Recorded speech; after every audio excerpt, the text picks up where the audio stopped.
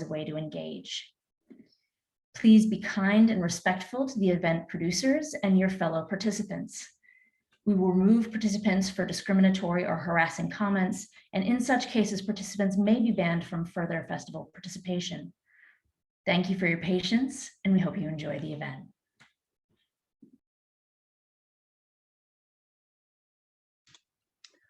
Thank you all for coming to this gathering of CavanKerry poets. My name is CavanKerry, not to be confused with CavanKerry.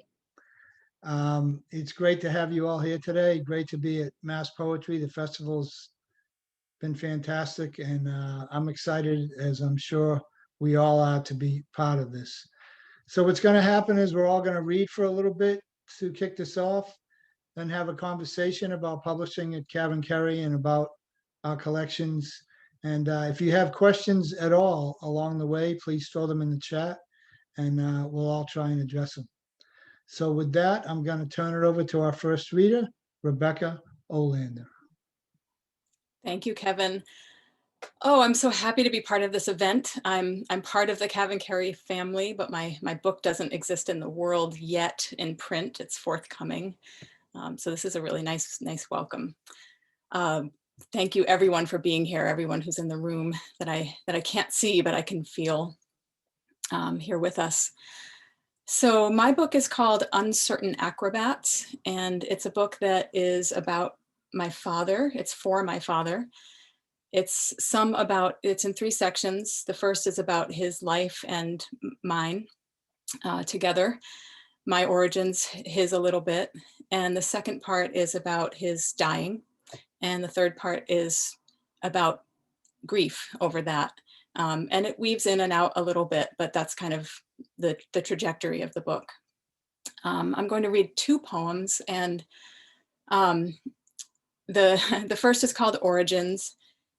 And I just have to say that I'm going to try to hold it together. My aunt, who's mentioned in the poem, died a couple of hours ago, actually. And so it's my father's sister. And I was planning to read this, and, because she's in it a little bit and just in honor of her. And it also it's from the first section, so it kind of sets the stage. So I think I can do that. Thank you. Thank you for the hearts. I really do feel you here. Thank you. So this is called Origins. Origins.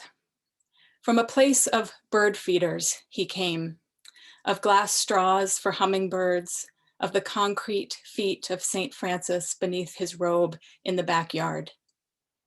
From breakfast nook and kitchen pass-through, serrated grapefruit spoons and maraschino cherries.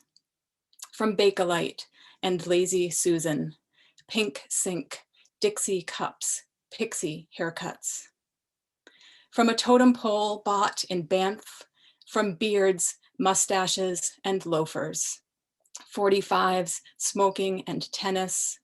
From Connecticut, the middle of the family chain, after an uncontainable big sister, but before a soft-spoken baby brother, and the 3 children who died. He took the role of peacemaker, their father at the table head, carving a dead bird every November with pride. And later his father bewildered in a chair on wheels, rails around the toilet, an adjustable bed. From cancer he came. He came from a teacher, his mother's grade book, and her lips left on crushed cigarettes. From hearts, bridge, and canasta, crossword puzzles and a den, TV trays, sectionals, and bronze. From a childhood where his father made him and his siblings rewrap their presents after opening them, so the scene would retain a perfect gleam through epiphany. On the shelf, under the window, a little wooden bird with eggs inside her that could be taken out and played with. In his room, a bag of marbles. He came from Treasure Island, from slide carousels and Adirondack summers, lamb and mint jelly under taxidermy and antler racks. From tab and birch beer, a cooler like an Airstream camper. His father, dressed as Father Time, waiting on the porch for his sister's date to bring her home. He came from college, the same one as his father before him, from fraternity, from marriage to a girl he loved for 3 short years.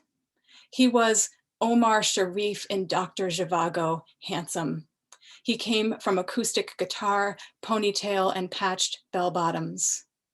He got off the school bus. He and my mother were riding with friends toward Colorado, deciding to go instead to divinity school. They only made Chicago, but he had a vision, so they hitched back east with dried lentils and $2 in pocket. It was 1970. It was all still there when I was young. Trays of slides, ice bucket, brass fireplace poker, encyclopedia volumes. I made the mistake most of us make. I didn't ask enough questions. When was there time with all the laughing? And I'm going to read one other poem. This is in the 3rd section of the book, and it is kind of structured similarly, a little bit on the longer side like that. It's called My Heaven Would Be Studded with Fathers. My father in his blue and white striped bathing suit, holding me by the ankles, my hair sweeping the Good Harbor sand. My father tossing quarters into the toll basket as we crossed the Tobin Bridge toward his house for the weekend. My father quizzing me on the singers of Motown radio tunes while we drive and on my times tables. My father stuffed into a student desk on parent night, defending my efforts to my algebra teacher. My father inhaling a joint, then passing it my way on the back steps of a fading purple Victorian in Dorchester. My father in a fisherman's sweater holding my swaddled firstborn with a look on his face I'd never seen. My father reading her Frog and Toad and looking like Frog or Toad himself in his tweed jacket with patches on the elbows. My father reading a prayer to me and my beloved at our wedding, wearing seersucker, happy to bring God into the room. My father rendered speechless on a gurney, clutching my hand in an anonymous corner at Mass General that I won't forget the whiteness of.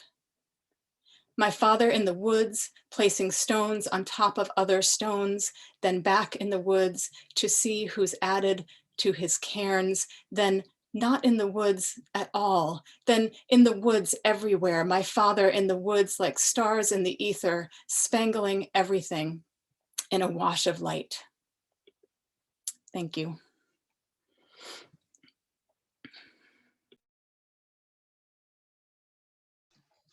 Thank you, Rebecca. Those were beautiful. Sorry for your recent loss.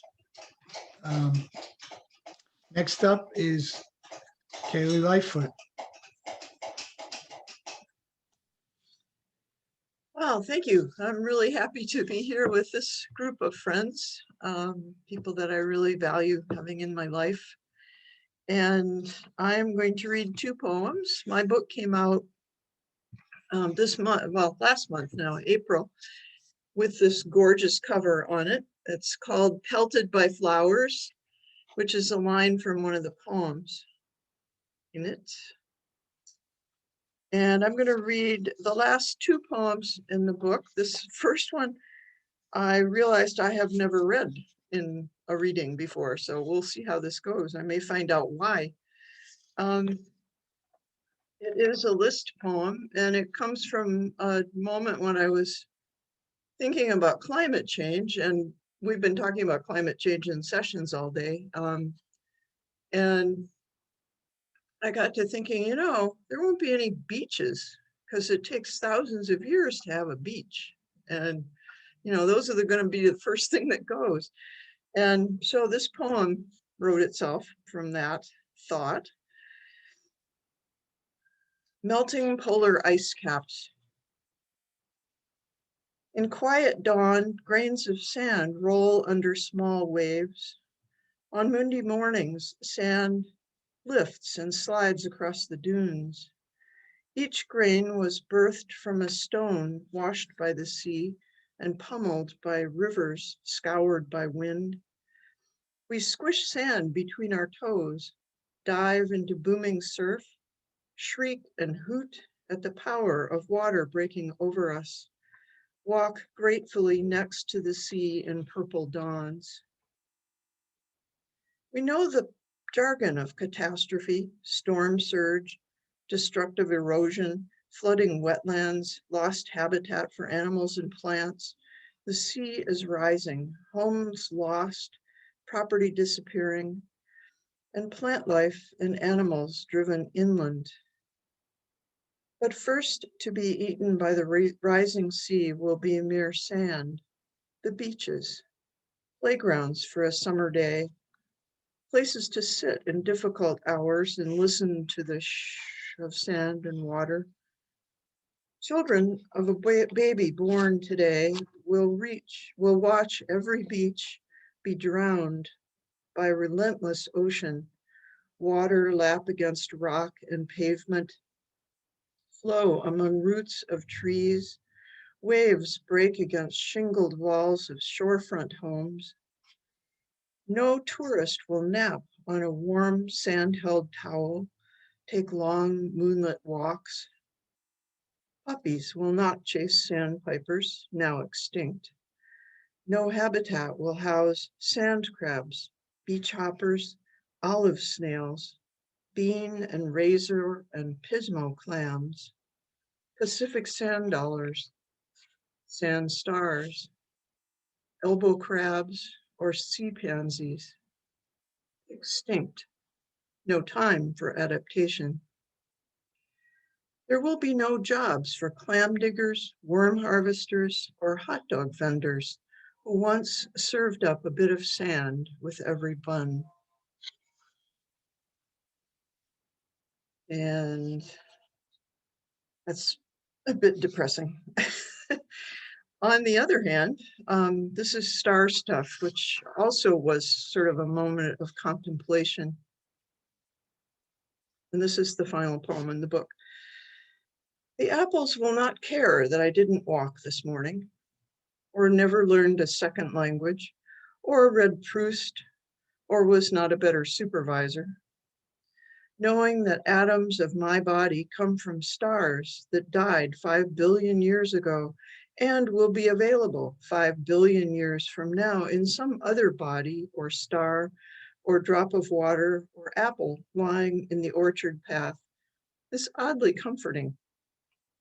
Red and purple sunsets from the bluff above the pond, or Katahdin on a full moon night, or Silent Night sung by candlelight, or the smiles of my grandsons will be of no consequence to a drop of water. I will be as dust drifting on a solar wind beyond atmosphere and planet, untroubled and unconscious, this much worried, much loved life, atoms strewn across a galaxy of galaxies. Thank you. Thank you, Kelly. Those were great.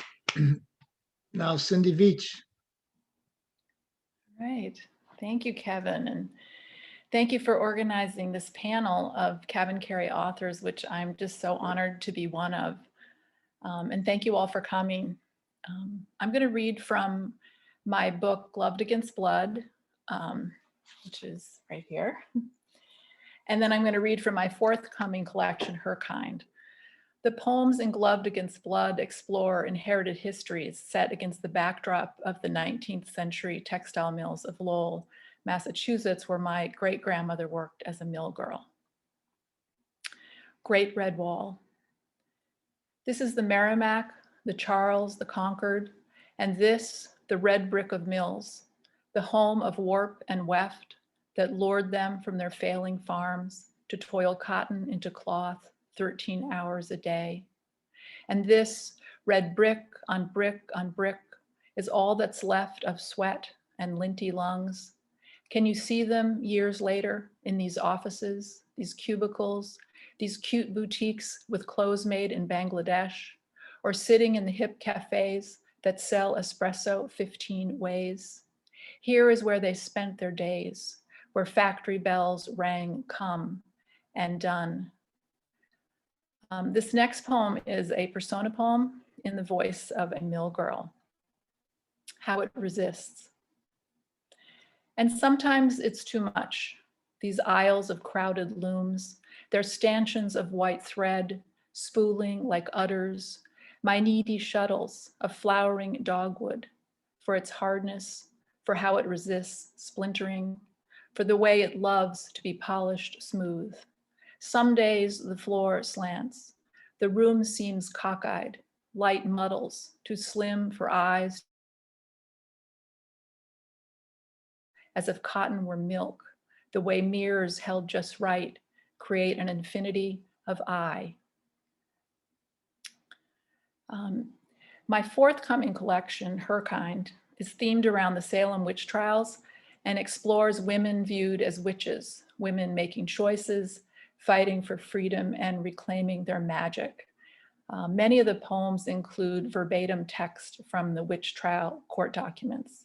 So I'm going to read 2 poems from that manuscript. I Witch. So what if I woke up changed? It's not like I'm a wild hog or some evil thing, not a real hog that follows you home, jumps into the window, a monkey with cock's feet with claws. Don't believe what my accuser says, or believe it. The fact is, my divorce attorney's building sits on the site of the prison where they kept the accused in chains in 1692. I came there with a silk scarf, worn loosely at the neck, borders looped with color thread. He came with daisies, dark chocolate, and proclaimed, my wife came towards me and found fault with me. Downstairs in the dungeon, they chained us to the walls to keep our spirits from escaping in the likeness of a bird. Trump has called the Mueller investigation a witch hunt 84 times. Martha Carrier, hanged 1692. They said she brought smallpox to Andover. They said she killed her father and brother, making her a queen in hell, AKA landowner. Neighbors testified it was none other than Goody Carrier who haunted them at night. They said she bit Sue Sheldon, threatening to cut her throat because she wanted her to sign the book. She stuck a pin in dumb Ann Putnam, killed Samuel Preston's cow for being very lusty.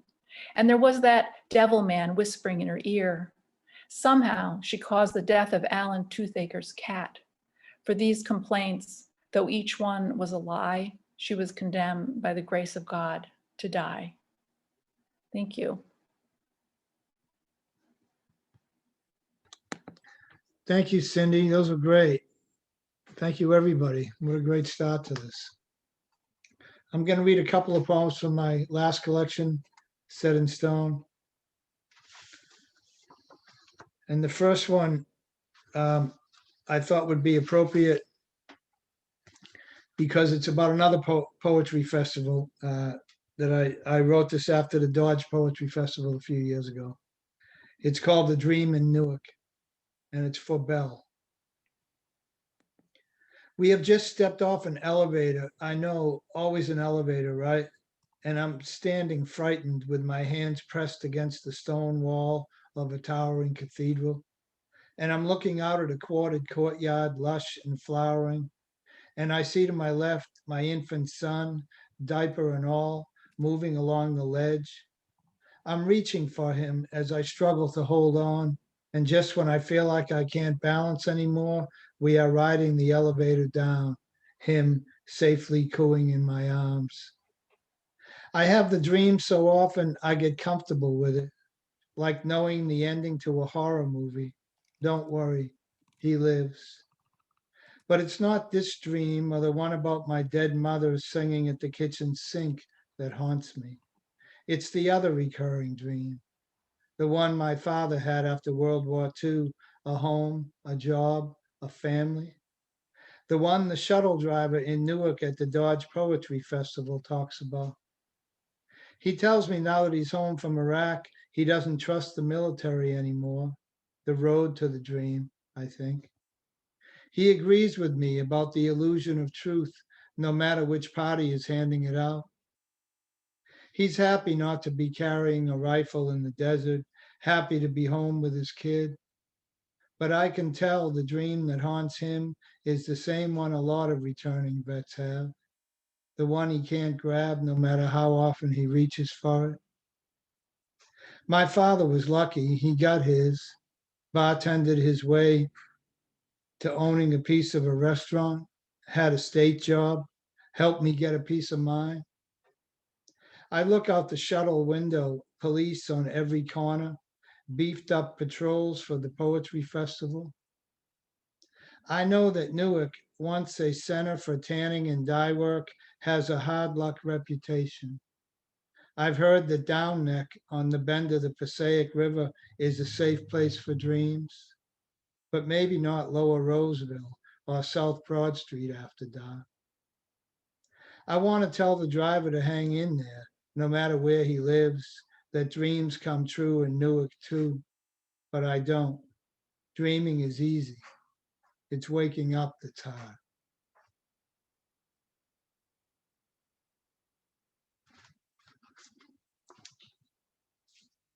And this one I'm going to read is for a friend of ours who lost her battle with mental health. It's called The Tobin Bridge for Pam. I have friends who are afraid of crossing bridges. It panics them to drive with the world spreading out on either side of them. I know this fear. Like so many of my own, it is linked to the worst of our imagination. I have a recurring dream about driving on a suspended bridge arched with a deck over the ocean. The more I drive in the dream, the steeper it gets until my car is almost upside down, and always just before it flips, I wake. I'm reminded of that dream today, crossing the Sagamore to Cape Cod, still numb from the image back home.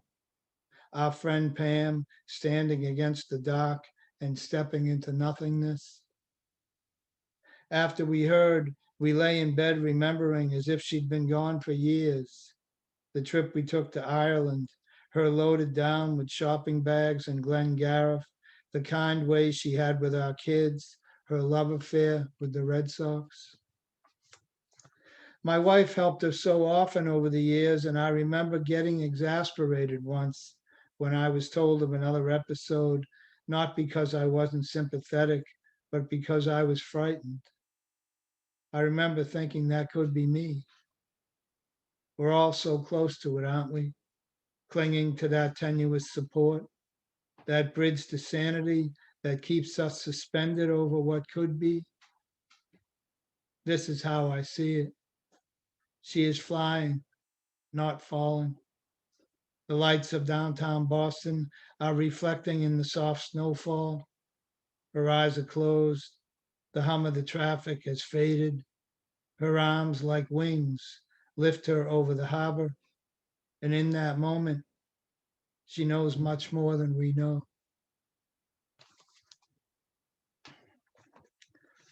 And I want to read one very short poem that's new. The title is How to Get the Least Amount of Likes on Facebook. Post about Palestinian rights. Thank you. So if anyone has questions, throw them in the chat. And I'd like to start by throwing one out there. We all have collections with CavanKerry. I'd like it if you could tell us a little bit about how your collection got formed, how it came to be a collection. Anybody jump in? Mine started out being my creative thesis from my MFA program. And then it went through a whole bunch of changes after that, after I graduated. Finally became, thanks to MP Carver, became a collection that interested CavanKerry, and they published it. I think they were like the 27th publisher that I had sent it to. So was your thesis full-length poetry? Yeah, collection? full length. Yeah. It was, okay. How about you, Rebecca? How did this come to be? Well, I have you beat, I think it's like 55 or 60 times that I sent it out. So let's see. CavanKerry really helped me shape my book. They don't have a contest, they have an open reading period. It's every 2 years in August. And I sent mine in, and it used to be 4 sections. And it was sort of, the first 2 sections were elegiac in nature about other things, not my father. And then there were these 2 sections, which are now really 2 and 3 in the book. And instead of accepting it, they said to me that they wanted me to try to revise it and to add more about my father, to kind of flesh him out so that my readers could feel the loss like I did.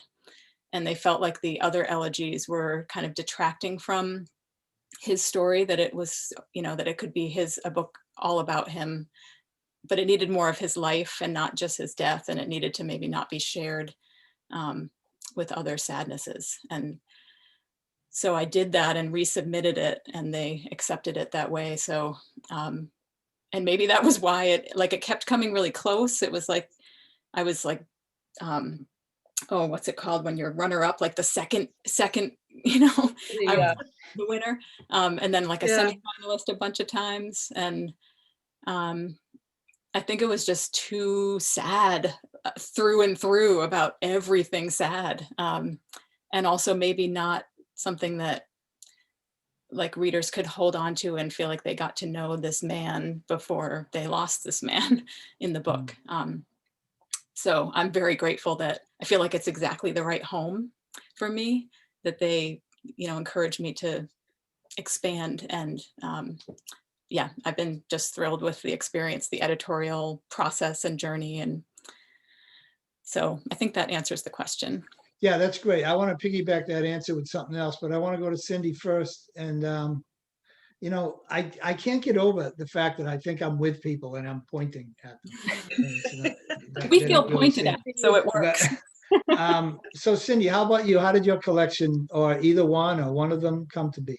Well, the first one really came about when my mother started to experience some dementia. And she just turned 93 a couple days ago, but she started talking about her history, her family history, things, sort of all these gushes of things maybe she was trying not to forget. But anyway, I learned about my great grandmother who'd worked in the mills, and because I lived near them, I started to explore that whole thing. And, I wrote one poem, and then that really kicked off the manuscript, and it just was, turned into a research project and an exploration of my own sort of ancestry. So that's how that one came about. And then the second one, I stumbled upon the Salem Witch Trial Memorial, sort of behind the PEM in Salem, Massachusetts. And though I'd been living in the Salem area for 25 years, it never really hit me that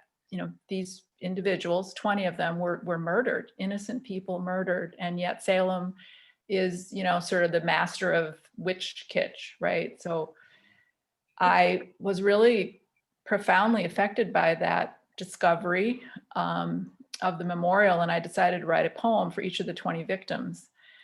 But then that morphed into a collection that's really about sort of contemporary politics, divorce, women, and that's how the second one came about. I want to go back to Rebecca's answer and just ask both of you, Cindy and Kelly, if you had a similar process of your book really changing once CavanKerry accepted it. Once it was accepted by them, they sent it off to Baron Wormser, who's a wonderful poet in Vermont, and was the person that established the final arrangement of the poems. Mhm. And in the process, he eliminated, I think, 14 poems out of the collection and rearranged so that it flowed differently. And it's great. I mean, it's just, woo. It really Yeah. made complete sense to me after I saw it. So You know, it's funny, Barron tossed some poems of mine too, and I think I tried to put them in the next collection and he tossed them again. Cindy, how well, and then about the you? copy editor also was a wild Cindy, how about Oscar. He you? will visit. So, So for my first collection, Gloved Against Blood, like Becky, I had sent that to, many competitions, and I was like a bridesmaid several times. And then I actually, before I submitted to CavanKerry, I worked with the poet Susan Rich, who does manuscript consultations, and she's incredible. She really works magic. And so I worked with her on the manuscript and then submitted to CavanKerry, and they accepted it. So in that case, Brian Wormser didn't make a lot of changes, but he did ask me to remove 4 poems. So, Try and put them in next time, Cindy. the second selection, I submitted to CavanKerry, and they, like Becky, said, well, would you consider some revisions in terms of ordering and braiding the different sections together? I had 3 sections. So again, I worked with Susan Rich to say, help me organize this. This is kind of what they're looking for. So it wasn't as much revising poems, it was rethinking how everything was organized. And, I highly recommend working with an editor, whether it's at your publisher or separately, because sometimes the poet just doesn't have that vision, right? Especially, you can't be as objective. So in both cases, it made a better book. And, yeah, before CavanKerry accepted mine had been through, I think, 3 different people doing what Susan Rich did for you. So Yeah, I love the fact that I don't love the pain that you went through submitting it that many times, Rebecca, and not getting accepted. But I always say that about myself, that I'm nothing if I'm not persistent. that I'm just a pain in the ass. I'm just going to keep trying until something happens, right? And I think that's a great lesson for anyone thinking about putting a collection together or a book. I mean, this is really subjective business, and you could send it to a lot of places that just don't think it's a right fit, and all of a sudden you send it to the right place and it is the right fit. And the only way that can happen is if you keep doing it, right? If Yeah. you just don't give up and you just believe in your work. And I find that when I get rejected, whether it's individually or in a bigger project like a book, I always look at what I have right away and just make changes, look at it, think about it again in a fresh way, and then get it back out there again. Just that seems to be the process of my life. And most of it is taking it back after rejection and trying to figure it out and send it out again. That's just the kind of writer's life for a writer like myself, anyways, a poet like myself. But we have some questions here, so I want to throw them out. How do you all fit writing into your everyday lives? I can cheat. I'm retired, so All right, you don't get to answer. I Everybody don't get else. to answer this one. well, I'm retired now, but it's been barely 2 years. So actually both of those manuscripts were written while I was full-time corporate job. So I was I would work in the evenings and the weekends, and just had to be diligent about it to make the time. And I always, I submitted things on Sundays. So submit to manuscript contests or journals. But it's like, if I didn't set that, okay, every Sunday I'm going to submit at least one thing, I wouldn't do it. So that's how I sort of managed to do it all. Do it all. That's amazing. Rebecca, how about you? How do you fit it in?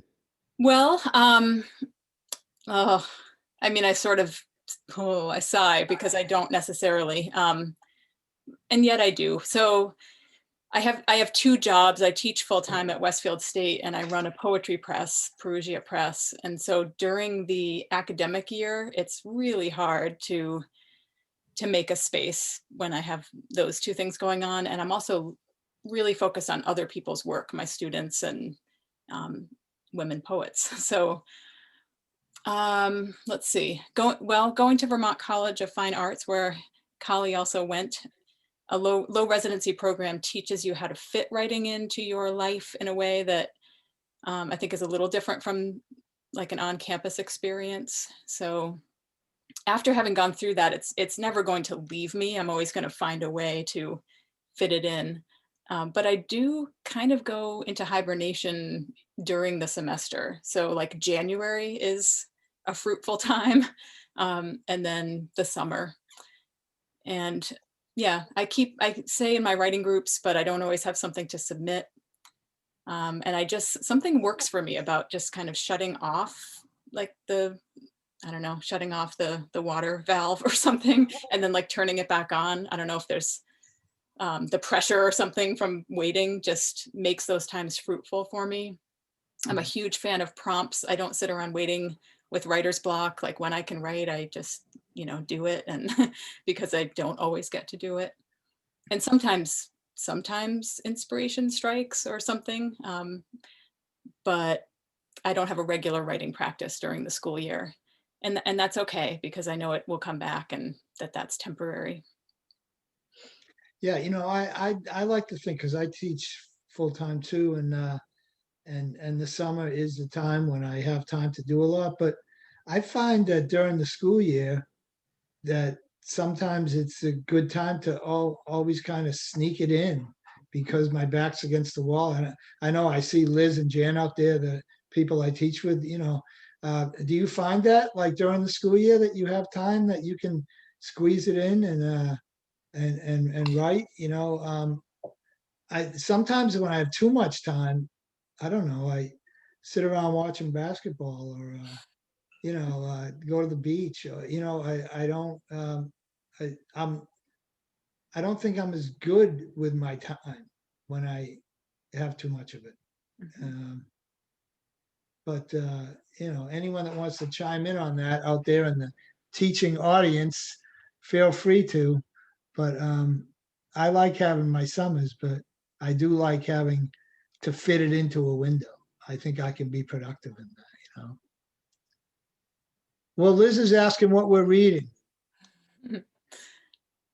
I was just going to say one last thing about that, which is that I don't like the feeling of not being able to do something, like of feeling like disappointed that my life isn't going in a certain way. So I just decide like, it's okay. This is, I'm in hibernation right now. And that's because I'd rather, I don't know, something about feeling like I don't want to be disappointed about the condition of my life. I'm trying to feel good about it. So rather than like always feeling like, oh, I didn't write today, or I didn't write this week, I just sort of put it to the side.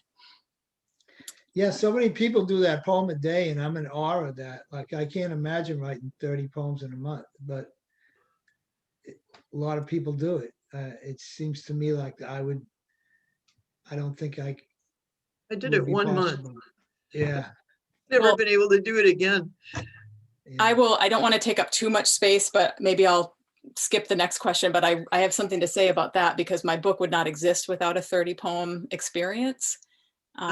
We have this thing in Northampton, Mass. It's called 30 Poems in November. And I did it for the first 7 years that it was in existence. And then I think the 8th year was my year when I started full-time teaching, so I couldn't. But the year 2012, the year my dad died, his cancer came back at the beginning of November. And he was alive for 7 weeks after that. And I was writing every day. So I'm like in the hospital writing, I'm at home writing, I'm commuting between Boston and where I live. And think, so it forced me to write about something really hard right in the moment. And I'm not sure if I wasn't involved in that, I'm not sure some of the poems would exist, because it's really hard to write about someone dying. And I think I was forced to get them out of myself onto the page. And I'm so grateful, because it's like a record of, what occurred.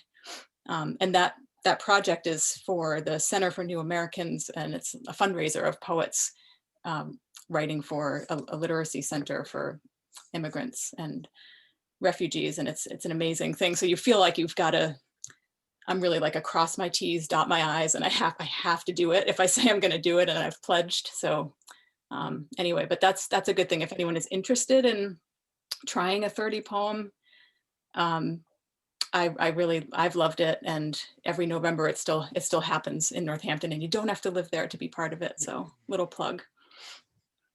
I was just going to add that, with the question about how do you find time to write, I would also say that having a community of other writers is really important, because, for me, I was working a full-time job for many, many years, corporate job, and to get my head out of that space, to have a community of writers and other poets to share with, whether that's in person or virtual. I mean, I'm part of a group that does the first week of every month, you write a poem a day or revise a poem a day, and it's all virtual. We're not in person, and it's you have to do it every month, but it's easier than saying 30 days, right? It's like 7 days, I'm going to do this, and then done. And it's been really helpful and really a good process for many of us. Yeah, I would second that. It's been really, I mean, just having people around that you're sort of accountable to, I said I was a poet, I better be a poet, So it's really been helpful being part of a group. I just want to bring this back to the small press reality, right? Publishing in a small press puts a lot of work on you, right? To get your book out there, to get readings, to get things done. I mean, there's only so many resources that go around through a small press. You want to talk about that a little bit, about, maybe Rebecca, what your plans are, or Callie, and, Cindy, what you've done with your books, and how you get it out there, how you get people to read it. Anybody who wants to review my book, I'd be happy to have you review my book. Me too. You can put it in the chat. That's where I am right now, is trying to drum up some more reviews. So, yeah, it's tricky. I sort of can't depend on some big giant firm that's going to just put it out everywhere. So, although they've done a lot in, getting it out there, but there's just there's a lot more that needs to happen, and I have to do it. So. Yeah, I think, CavanKerry's grown in terms of their social media presence, and they're more out there than they've ever been, which is so positive. But a lot of it is on us as authors to organize readings, get book reviews, enter competitions for published books. I mean, it does take a lot of work. And, now it's a little, if my book's coming in October, are there going to be in-person readings, or is it going to be virtual? It's hard to plan for the fall, because a lot of places, they don't know yet, they've been committed to what they're doing. So, I've had a lot of people say, oh yeah, we'd love to have you come in October, but we'd love to isn't the same as, yeah, let's do it on October 15th, It's also harder to guilt people into buying a book if you're not looking at them face to face. So much harder. Yeah, I have that with Perugia, because if they have to go buy you on the way out, right? Right. And you can have a little tear in your eye as they're leaving. Like me to sign your book. So what are people reading? What poets should we be reading? I'm reading Frank right now, Diane Zeus, Frank. I just finished Kiran Kapoor's Women in the Waiting Room. Woo! Which is amazing. That's been carrying me around in my brain for a while.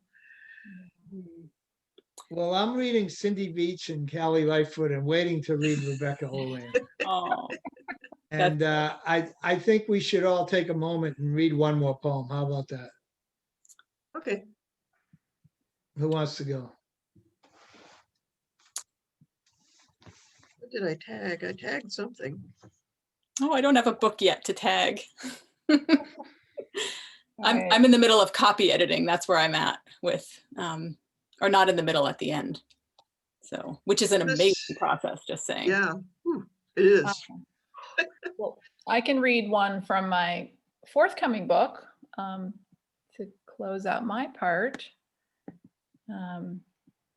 This is called I Filed for Divorce and Sundry Other Acts of Witchcraft, Therefore.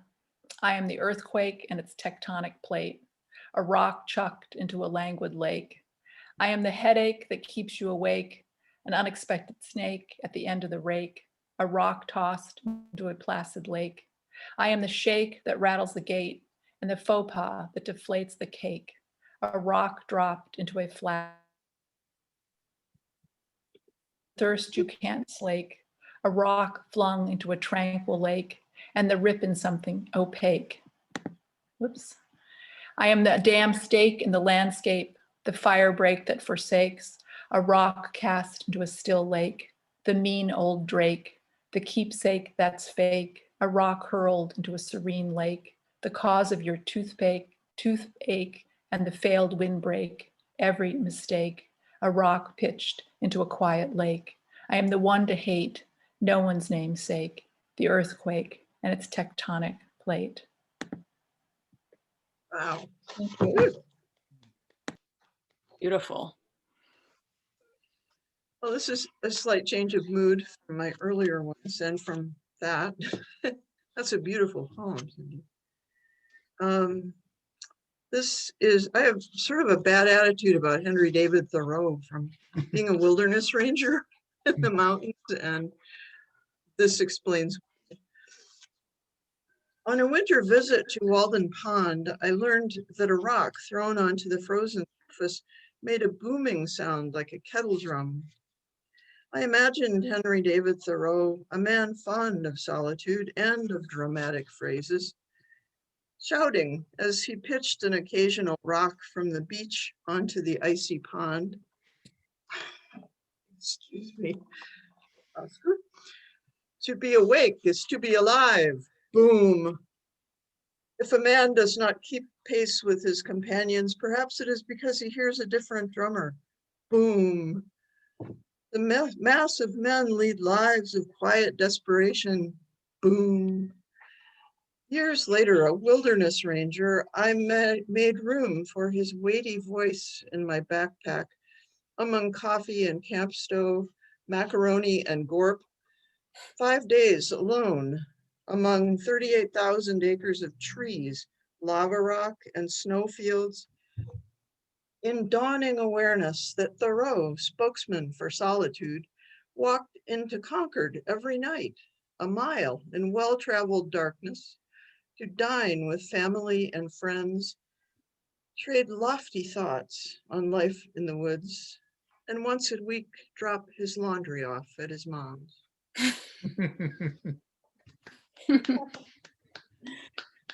Oh, it's funny, the ways that our books connect. I think my dad was a huge Thoreau fan and lived in Concord. So I won't read one in which Thoreau is lionized or anything. I think I'm going to read one where the Tobin Bridge shows up again. And I just want to recommend to everyone to try to find, Kevin has a video of that poem that's just beautiful. And I loved hearing you read it today. I also just want to say, because I didn't answer the question about reading other people, I want to thank Mass Poetry, because I have been, since Thursday night, held in the palm of Victoria Chang, reading from Obit, Erin Carlisle yesterday, reading from a book called Magnolia Canopy Otherworld, Sumita Chakraborty reading from Arrow, Jessica Guzman reading from Adelante. And then there was a a panel on the elegy as well, and trauma, and that involved Justin Weimer and Jennifer Franklin, Fred Marchant, and I'm not saying everyone, but basically it's been amazing to hear people reading elegies and reading about grief, and it makes me feel like there's a place for mine. It's a little sort of strange to put your personal grief out there and feel like, is there space for this? Is there space for this, this year, last year, ever? What is the place for my book? And today, Rena Espelot said about grief and death, you can do what you like with me, but I can create from it. And I just love that. She talked about writing a poem as a kind of revenge against loss. So it's a universal thing, and I've been made to feel comforted by hearing other people read about it, and with my own book coming out. So this is a shortish prose poem called Joint Custody Commute. Driving the expressway, my father quizzes me on my times tables, while on the oldies station, Elvis croons about wise men and fools rushing in. The buildings of Revere and Chelsea fly by, the dump a sloping hill of grass and seagulls, the Tobin Bridge a swooping emerald scaffold for a roller coaster. Dad confidently tosses 2 quarters into the toll basket, chiming green light bells. Swarms of swallows fill the air, and the city comes up like Oz on Dorothy's horizon. I wear the rose-colored glasses that still fit at 12, turn up the radio when Herman's Hermits sing about Mrs. Brown's lovely daughter. Cracking the triangle of window in the Volkswagen, cranking open the sunroof like a sardine can, I let in the dirty, silted river scent rising from the mystic. It is at once strange and familiar. When we get to Dad's, it will be time for napkins on laps, floss, and homework. For now, we are in the no man's land of the commute, where multiplication is an activity to pass the time, and I can just as easily recite the facts as sing along with the king. Thank you. That's fantastic, all of you. Well, you mentioned Revere, so that's my hometown, so I had to go there. So I'm going to read a poem called The City I Left. The city I left had miles of barrooms and Italian bakeries and clam shacks. The city I left had poker machines that paid off in the VFWs, and 2 racetracks, horses and dogs, and the kids there gambled their lunch money in grade school. The city I left had Shirley Ave drug runners and prostitutes and strip clubs from the beach to Squire Road. The city I left had rotating ethnic neighborhoods, Italian, Jewish, Puerto Rican, Laotian. The city I left was my mother's home until 3 years ago. Lancaster Ave at the foot of the Gemma Lebbets Bridge, the constant rush of traffic over the Green Iron Grate, houses packed in between single-car driveways, dogs barking, seagulls squawking, sirens around every corner day and night. In the city I left, 5 stops on the Blue Line to Boston, I saw the last of the carnival pack up its wagons and leave the 3-mile urban beachfront behind. I saw the crowded barrooms thin and die along Broadway. I saw the gangsters move to the suburbs to hide out in their ranch houses and barbecue steaks and wash their cars and plant grass over buried bags of cash. Well, listen, it's been my pleasure to spend some time with you 3 wonderful poets and to listen to your work and to share work with you. And thanks to Mass Poetry and all that they've done to allow us to do this. And it's been great. There's more to come tonight and tomorrow, so check it out. And I think Erica has some parting words for us. Thank you all so much. Only a few, and then I'll let you get on your way. But thank you, all of you. Francis, I know you've done this a number of times, but just in case somebody missed it, you would stick the poets' websites, socials, books in the chat. Greatly appreciate that. Make sure you grab that information if you'd like to follow up with them. Please don't forget to support your poets this weekend by following them or buying their books. I'd love to just take a pause and like give another round of appreciation to the poets. You can unmute and do that verbally or do it through the reactions, but I just feel like there's more energy to give them. So could we do that for a moment? That was great, guys. Bravo. Thank you, guys. Miss Totally, you all. Cindy, Rebecca, Woohoo! Thank you. Thank you. Kevin. Pressmates. Oh, so pleased to be a pressmate with you, January. Thank you, everyone. Beautiful. Really wonderful readings today. Thanks so much, everyone. And Thanks for the drawing, Peter. Oh, thank you. thank you, CavanKerry Press. Yes. Absolutely. Yeah. There are plenty more amazing performances happening this weekend, readings, discussion panels. Be sure to take it all in. You can check out our website for the full schedule. You can also visit the virtual small press fair, listen to the Improbably audio tour, or visit the Frestic Gallery while you're on our website. Please follow Mass Poetry on our social media accounts or sign up for our newsletter if you haven't already. Those links will be in the chat. Any donation you can give will support not just the festival, but year-round poetry programming. Thank you all so much for coming to this event, and we hope we'll see you again soon.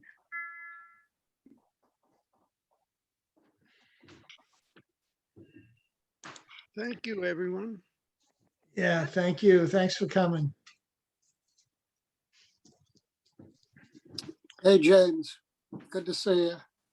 That was Good amazing, job, Al. guys. Beautiful poems. Thank you. Thank you. Thank you. Thank you, everyone.